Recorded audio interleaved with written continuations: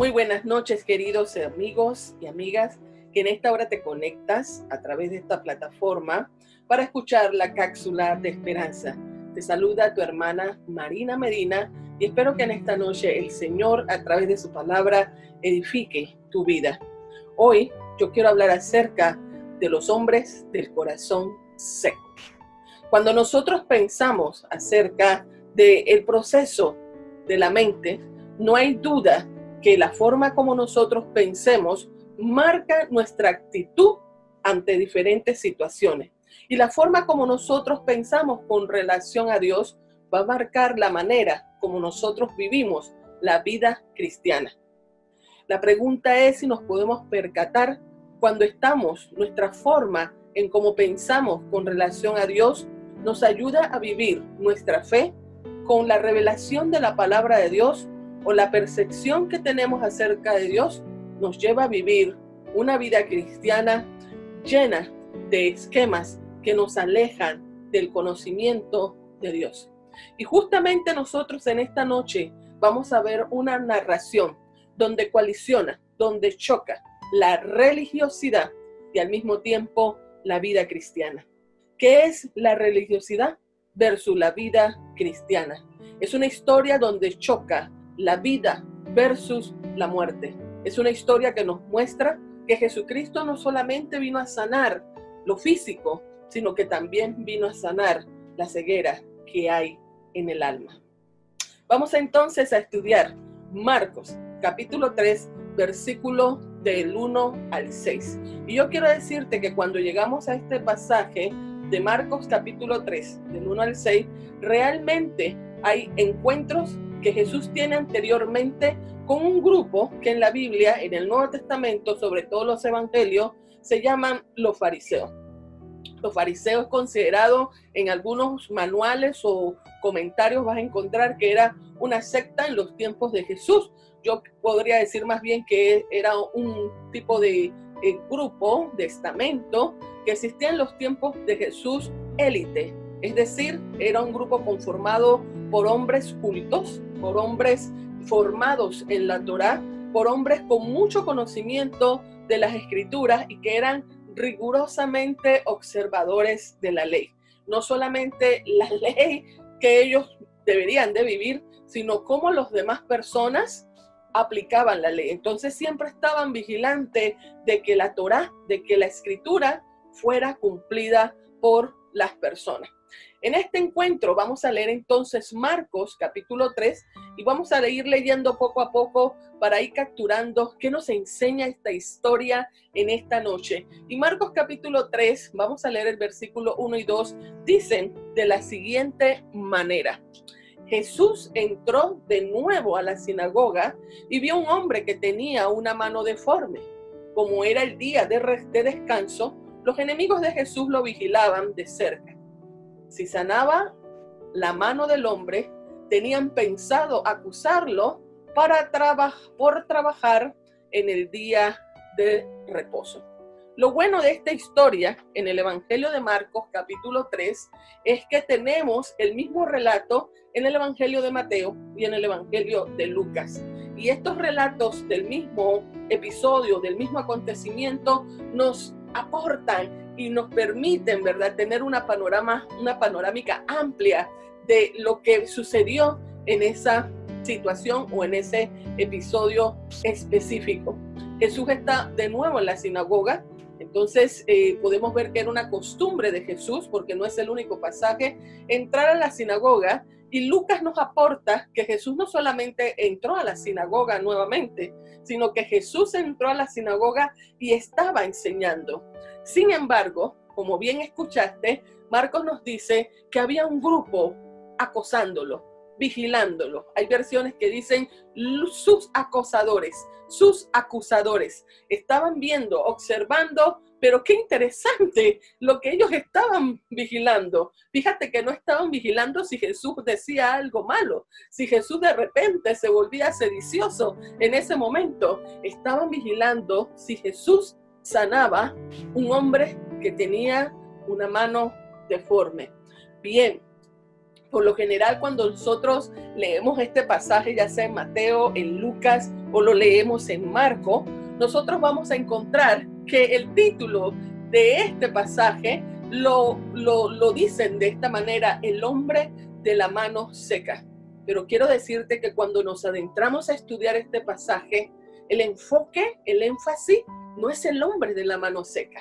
El énfasis son estos acusadores que están observando qué hace Jesús para tenderle entonces una trampa. Por eso es que he titulado este mensaje: los hombres del corazón seco. Los hombres que tienen una ceguera espiritual tal que son incapaces de escuchar y ver realmente quién era Jesús. Jesús entonces, cuando se da cuenta que estos hombres están, ¿verdad?, observándolo y están acosándolo, porque quiero decirte que al ser un grupo élite de la sociedad, los fariseos por lo general siempre ocupaban los lugares de importancia en las actividades, y dado que estaban en la sinagoga, ellos estaban ocupando los lugares de los primeros puestos en la sinagoga. La sinagoga, para aquellos de repente que entran en la curiosidad, sabemos que hoy, aún en los días de hoy, hay sinagogas en diferentes partes del mundo, y es que la sinagoga fue el recurso, la manera como los judíos establecieron acercarse a lo que era el estudio de la escritura y el estudio de la Torá, luego que el templo fue destruido en el Antiguo Testamento en los tiempos del exilio. Entonces se derriba el templo y quedaron sin templo, y ellos, la manera como tratan de reparar esta situación es reuniéndose en pequeños grupos, y estos lugares donde ellos se reunían le llamaron sinagoga. Jesús está enseñando, pero ellos están acosando. Jesús está tratando, ¿verdad?, de transmitir las verdades que él enseñaba, pero ellos están esperando que Jesús sane a una persona. La pregunta es ¿por qué? ¿Por qué este acosamiento? ¿Por qué estaban esperando que Jesús hiciera algo bueno? ¿Y por qué los acosaban si lo que estaban esperando era que Jesús hiciera algo bueno? Bueno, el dato está de que el día que Jesús entra en la sinagoga y está enseñando, como era la costumbre de los hebreos, era el día de reposo, era el día sábado, el Sabbat. Y cuando nosotros vamos al texto bíblico desde el Antiguo Testamento, Dios mismo establece el día de reposo. Dios crea el mundo entero en lo que se conoce como 6 días, y el séptimo día Dios dice: es bueno que el hombre descanse, es bueno que el hombre reposo. Y en las leyes que encontramos en el Antiguo Testamento estaba establecido que no era un día para trabajar, era un día para descansar, era un día para reposar, era un día para deleitarse en el Señor. Ahora, yo quiero poner en claro que a pesar de que era un día para descansar, estos acosadores no estaban descansando. Ellos querían acusar a Jesús de que iba a hacer algo el día de reposo, pero ellos no estaban descansando porque lo estaban justamente acosando y vigilando a ver si Jesús justamente hacía lo que ellos querían que hiciera. Y sabes, cuando yo leo esta historia y en esta primera parte, en estos versículos, me hace pensar la manera como muchas veces nosotros nos acercamos a Dios. Las ideas que podemos tener con relación a Cristo, a Dios y a lo que es el Evangelio y la vida cristiana. Te dije hace un momento que este es el tercer encuentro, porque cuando nosotros vamos al capítulo 2, vamos a encontrar 2 encuentros que Jesús previamente tiene con este grupo de fariseos. Y ante esto, a pesar de esos encuentros, ellos siguen en hostigar a Jesús. Pero fíjate, querían ver que Jesús hiciera algo, pero fueron incapaces de escuchar la enseñanza que Jesús estaba dando. Y tenemos que aceptar, queridos amigos y amigas, que muchas veces nos hemos acercado a Dios para esperar algo de Dios. En este caso, lamentablemente, ellos querían que Jesús hiciera un milagro, para de esa forma, mira la ironía, para de esa forma ponerle una trampa.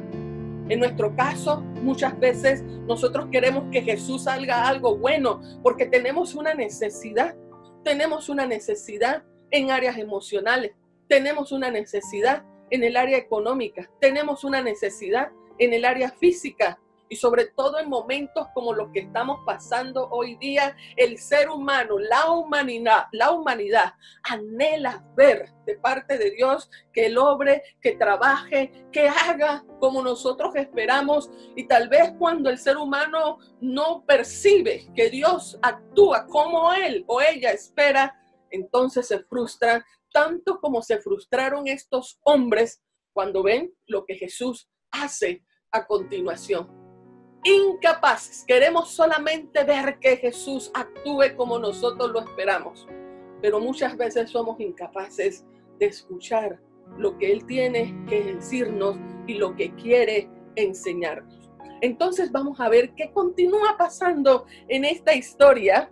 Y recuerden, ya Jesús está ahí, ya Jesús sabe que ellos están en primera fila, ellos están esperando que Él haga algo con este hombre que tiene la mano seca, y vamos a ver entonces qué sigue haciendo Jesús.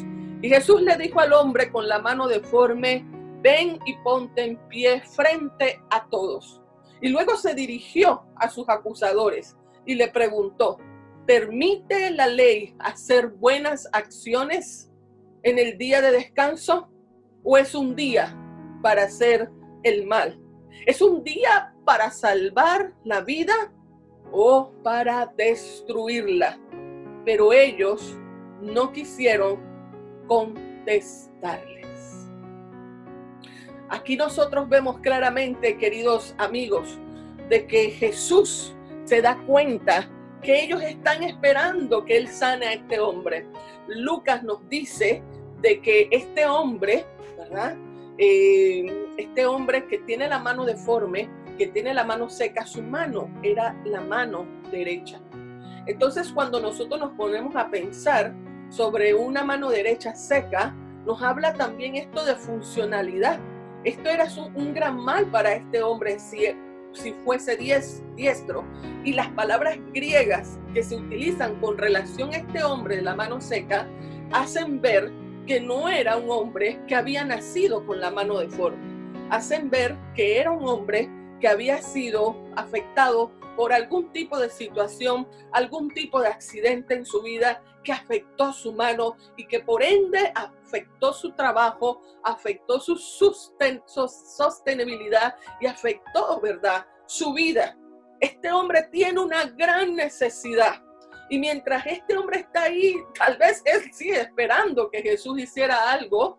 Este grupo de hombres del corazón seco están esperando que Jesús haga justamente lo mismo, pero para acusarlo y para ponerle una trampa y no celebrar el milagro que este hombre pudiera recibir. Así que como Jesús conocía lo que había en su corazón, así nos dice Lucas en este pasaje, Jesús conoce lo que hay en el corazón. Y cuando leemos esta expresión, definitivamente, queridos amigos, amigas, ante todo lo que nosotros podemos estar viviendo, ante todo lo que nosotros nos está pasando, ante la realidad que vive el planeta Tierra, Dios no es indiferente. A Dios nada lo ha agarrado por sorpresa. Y Dios conoce lo que hay en el corazón del ser humano. Él conoce el dolor que vive mucha gente ante las situaciones que ha pasado, la incertidumbre que se vive, la desesperanza que puede haber en mucha gente. Él conoce lo que hay en el corazón del hombre, aún de aquellos que pueden tener una actitud de renegar de Dios, de frustración, de enojo contra Dios y de querer de repente hablar en contra de Dios. Y al saber Jesús eso, y al saber que ellos están en los primeros puestos, le dice al hombre de la mano seca: ven, pasa adelante, y lo pone delante de todos. Lo pone delante de los que están justamente en la primera fila, que son los fariseos. Y Jesús, yo digo que si estuviéramos en este siglo, dice: bueno, Pónganse cómodos y pongan sus celulares listos porque aquí vamos a mostrar el hecho. Así que tomen foto, ¿verdad?, de lo que va a pasar, lo cual también nos muestra el carácter de Dios. Dios no tiene miedo. Por eso nosotros podemos ir confiadamente a Dios, porque nuestro Dios no es un Dios que se muda, no es un Dios que se acobarda, ni nada lo tomas por sorpresa. Por lo tanto, no es un Dios donde hay miedo y se muestra tal cual como Él quiere que tú lo conozcas. Y le dice entonces Jesús a este hombre de la mano seca: levanta tu mano. Y bueno, antes de decirte qué pasa, que ya tú lo has leído en el pasaje, yo te quiero hablar de los dos encuentros anteriores. El primer encuentro está en el capítulo 2, versículo 22. Y en este versículo 22, Jesús le dice a ellos una gran verdad. Pero te pongo en perspectiva. El asunto a discutir es por qué los discípulos de Jesús no ayunan como ayunan los discípulos de Juan o ayunaban otros discípulos. Y Jesús, la respuesta que le da a estos hombres que siempre andaban acosándolo es porque el novio, el Hijo del Hombre, el Hijo de Dios, el Mesías, está vivo, está presente, estoy con ellos. Ahora bien, no quiero meterme en el tema del ayuno. El ayuno es totalmente bíblico y no era lo que se estaba discutiendo. Jesús no estaba derogando el ayuno, pero luego Él da una aclaración y hace de esas declaraciones poderosas que siguen hablándonos a nosotros en el día de hoy. Y dice Marcos capítulo 2, versículo 22, y nadie echa vino nuevo en odres viejos. De otra manera, el vino nuevo rompe los odres y el vino se derrama y los odres se pierden, pero el vino nuevo en odres nuevos se ha de echar. Los odres para nosotros serían una especie de recipientes de cuero, le hemos llamado en algún momento cantimploras hechas de cuero. Pero ¿qué pasa? Que cuando estos recipientes eran ya de tiempo, eran viejos, si se echaba en ellos vino nuevo, llegaba el momento en que se iban a estirar por el efecto de fermentación del vino y se rompería y se perdería tanto los odres como se perdería el vino. Pero Jesús le está tratando de dar un mensaje a estos hombres del corazón seco que solamente daban paso a la religiosidad, y lo que le está diciendo Jesús es: yo soy el vino nuevo. Se necesita mente nueva, se necesita actitudes nuevas, se necesita corazón nuevo, porque yo hago nuevas las cosas.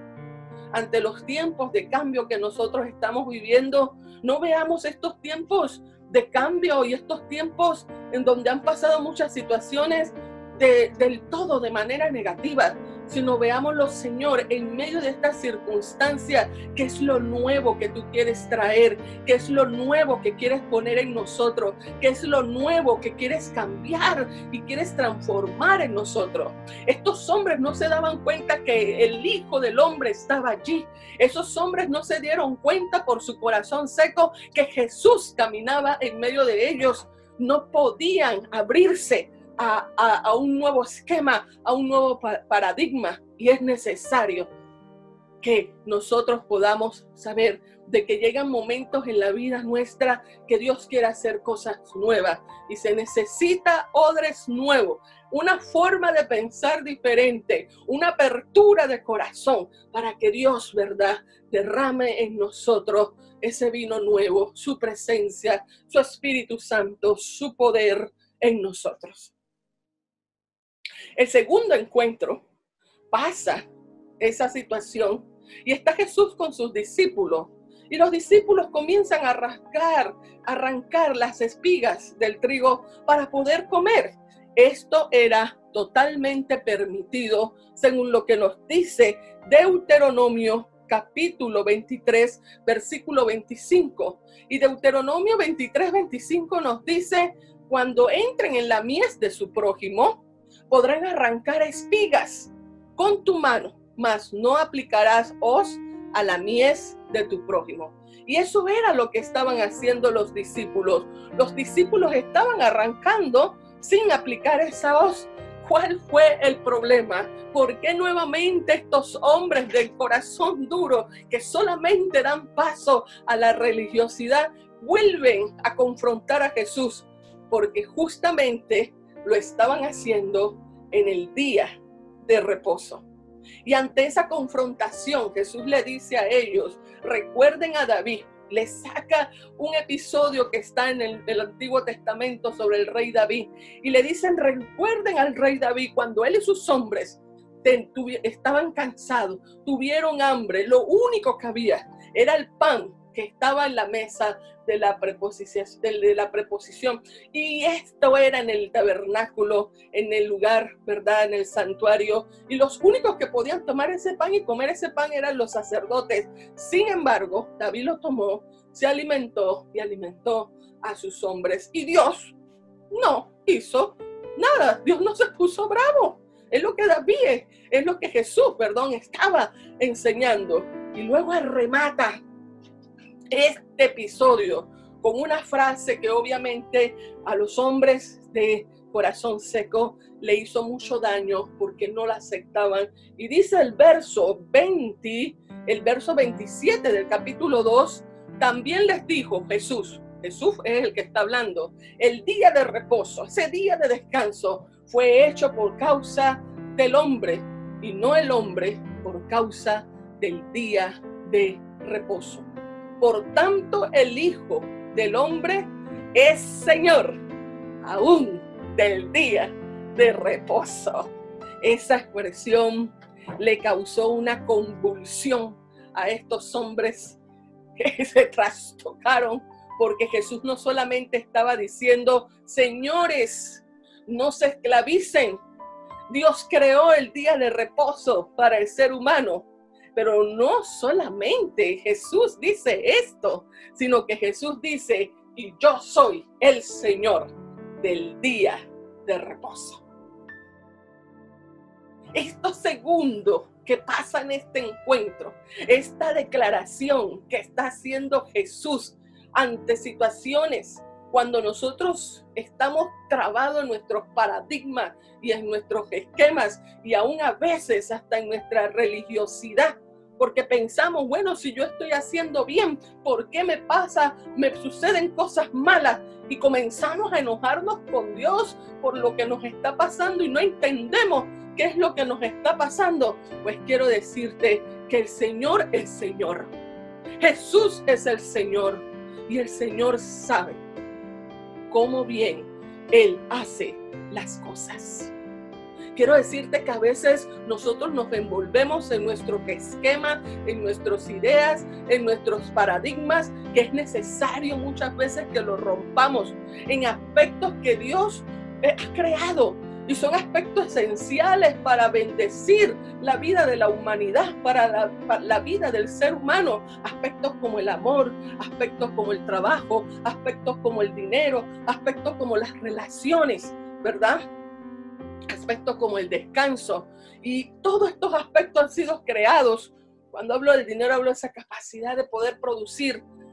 Todos estos aspectos son creados para beneficio del ser humano. Pero ¿sabes qué? A veces, por no comprender lo que Dios hace, lo que Dios ha creado para nosotros, e interpretar muchas veces a Dios o tener una percepción incorrecta de lo que Dios nos da, más que bendecirnos, nos hace esclavizarnos, nos hace atarnos y no nos permite disfrutar de lo que el Señor nos ha dado. Y nos enclavamos en actitudes como las que tenían estos hombres del corazón seco, y no podemos entender que Jesús es el Señor. No sé qué esté pasando, cuál es tu circunstancia, cuáles han sido tus realidades, cómo ha sido tu proceso en medio de todo este año que ha pasado y toda la realidad que estamos viviendo Posiblemente han sucedido cosas adversas para ti, posiblemente han sucedido situaciones positivas para ti. Lo cierto es que en cualquiera sean las realidades que nosotros estamos viviendo, ¿cuál es el conocimiento que tienes de Dios? ¿Cuál es tu percepción acerca de cómo es la vida cristiana? ¿Reconoces el señorío de Dios en medio de tu vida? Porque a veces pensamos que el señorío de Dios es cuando a una persona apenas está conociendo del amor y la gracia de Dios. Pero el señorío de Dios es algo que se tiene que trabajar a través de todo el desarrollo de nuestra vida cristiana, y tenemos que ir sometiendo áreas de nuestra vida y tenemos que ir rompiendo paradigmas y esquemas, y tenemos que comenzar a echar el vino nuevo y cambiar los odres, ¿verdad? Y tenemos que aceptar que nosotros, ¿verdad? Estamos guiados y dirigidos por Jesús el Señor. Vamos a ver entonces este tercer encuentro que ya te lo he estado narrando y está en el Evangelio de Marcos. Y Jesús entra, está un hombre de la mano seca, están los fariseos acosándolos. Jesús se da cuenta, pone al hombre en medio, ¿verdad? Para que lo vean en vivo y en directo. ¿Y sabes qué? Le dice al hombre, extiende la mano. Pero antes de decirle a este hombre, extiende la mano, él le hace una pregunta a este grupo de hombres del corazón seco, del corazón deforme, y le dice, se dirigió a sus acusadores y le preguntó, ¿qué es permitido hacer el día de reposo? ¿Qué es permitido hacer el día de descanso? ¿Hacer el mal o hacer el bien? ¿Es permitido dar la vida o es permitido destruirla? Y ellos no contestaron. Porque si contestaban, sabían que iban a darle el favor a Jesús. Ellos estaban muy conscientes, a pesar de todo lo que pudieran decir, que el día de reposo había sido diseñado para hacer el bien. Que el día de reposo había sido diseñado para salvar vidas. Y es cierto, algunos podrían decir, pero este hombre no estaba en una situación de vida o muerte. Jesús lo podía haber sanado al día siguiente y no había ningún problema. Pero independientemente de si Jesús lo pudiera haber sanado el día siguiente, recuerda que Jesús está tratando con este hombre de la mano seca, pero más que nada está tratando con este grupo de hombres de corazón seco. El centro de este pasaje no es el hombre de la mano seca. El centro de este pasaje son este grupo de fariseos, y Dios quiere también sanar el corazón de ellos, pero fueron incapaces de recibir esa sanidad de parte de Dios. Y el texto bíblico, justamente el que te voy a leer a continuación, nos dice que Jesús, al hacerle la pregunta y al ellos no responder, porque sabían que estaban mal, pero no les interesaba. Y dice el verso, Jesús miró con enojo a los que lo rodeaban, profundamente entristecido por la dureza de su corazón. Y entonces le dijo al hombre, extiende la mano. Así que el hombre la extendió y la mano quedó restaurada. Fíjate el gran trabajo de Jesús. Nunca lo toca, nunca mueve un dedo. Jesús solo le dice a este hombre, ponte en pie, y solo le dice después, levanta la mano. Y este hombre por fe creyó, levantó su mano, extendió su mano, y la mano le fue sana. ¿Jesús realmente trabajó el día de reposo? Jesús salvó, Jesús hizo el bien, Jesús trajo sanidad el día de reposo, así como lo quiere hacer en todos los seres humanos. Recuerda que Él no vino a sanar solamente el aspecto físico. Jesús vino a sanar todas las áreas dolidas, todas las áreas de muerte del ser humano. Vino a sanar nuestro corazón, vino a sanar nuestra mente, vino a sanar nuestras finanzas, vino a sanar nuestras relaciones, vino a sanar nuestros pensamientos, vino a sanar nuestra lengua, vino a sanar nuestra tierra, vino a sanar a aquellos excluidos, oprimidos y golpeados por la injusticia y la exclusión de esta sociedad. Jesús vino a traer redención. Jesús vino a traer sanidad, pero estos hombres no pudieron entenderlo. Y el pasaje nos dice que inmediatamente cuando Jesús sana a este hombre, lejos de alegrarse, lejos de saber que le había vuelto la vida a este hombre, lejos de estar contentos por el beneficio que había recibido este hombre, salieron a hacer alianza con lo que ellos mismos criticaban, porque salen a hacer alianzas con aquellos que eran del partido de Herodes, los herodianos. Y los herodianos eran personas que ellos consideraban personas, ¿verdad?, inmundas por ser personas, primero, que no eran judíos, y segundo, por el estilo de vida que estas personas vivían. Pero su dureza de corazón, su corazón seco, su corazón deformado, les lleva a salir para buscar en el día de reposo. Ahí nos acordaron que era día de reposo. En el día de reposo, buscar cómo matar a Jesús. Quiero finalizar haciendo entonces algunas consideraciones finales frente a este texto que nos da la Escritura, que nos trae la palabra de Dios. La primera consideración que quiero traer a colación es el hecho de que Jesús es el Señor. Independientemente de los hombres del corazón seco, de su hostigamiento, de su acoso y la forma como decidieron ver a Jesús, Jesús no dejó de ser el Señor.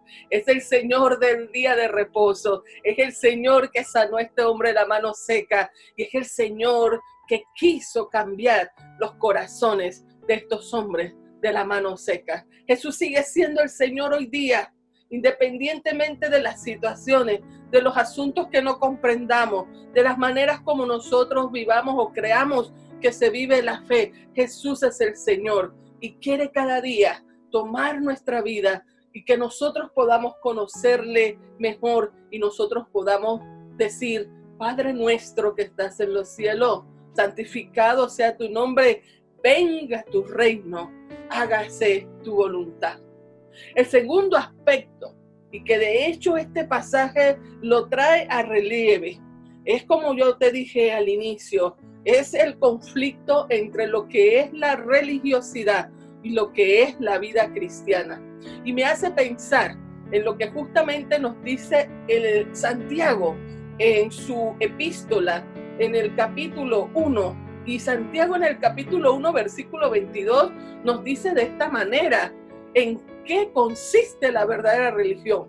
Y en el versículo 22 dice: no solo escuchen la palabra de Dios, sino también hay que ponerla en práctica. De lo contrario, solamente se engañan a sí mismos. La vida cristiana, queridos amigos, consiste no solamente en que nosotros sepamos qué dice la palabra de Dios, qué dice la ley, como decían estos fariseos sabían. Ellos sabían qué decían la ley, pero se olvidaron del verdadero sentido y espíritu de la Escritura. El verdadero cristiano, la verdadera fe consiste primeramente en saber qué dice la palabra de Dios y ponerla por práctica. Pero este mismo capítulo de Santiago nos dice luego en el versículo 26 y 27, dice: si afirmas ser religioso, como justamente estos hombres del corazón seco afirmaban, pero no controlas tu lengua, te engañas a ti mismo y tu religión no vale nada. La religión pura y verdadera a los ojos de Dios Padre consiste en ocuparse de los huérfanos y las viudas en sus aflicciones y no dejar que el mundo te corrompa. Es el mensaje que Jesús le quería dar a estos hombres. Y Jesús le trató de decir, cambia tu manera de pensar, yo soy el vino nuevo. Y le está tratando de decir qué es la verdadera religión, qué es vivir la vida cristiana. Y la vida cristiana se transforma en nuestro servicio al prójimo. Algo que Jesús quiso aclarar es, ¿qué es propicio hacer el día de reposo? ¿Qué es necesario hacer en nuestra vida como cristianos? ¿Salvar la vida o quitar la vida? ¿Hacer el bien o hacer el mal? Entonces nos damos cuenta sin duda, queridos amigos, que mientras los fariseos querían una religión ritual, justamente eso, lo que nosotros hoy llamamos religión, Jesús ofrecía una religión al servicio del prójimo, amar a Dios y amar a las personas. Todo lo demás, todo rito que podría estar de más ahí, era irrelevante comparado con el amor de Dios y comparado con la acción que trae el amor de Dios. Ellos no podían entender esto, se olvidaron del verdadero espíritu de la ley. Otro aspecto importante que nos enseña Jesús a través de esta historia, que quiero traerlo a tu consideración, queridos amigos, es que el cristianismo no consiste en cumplir normas y reglas.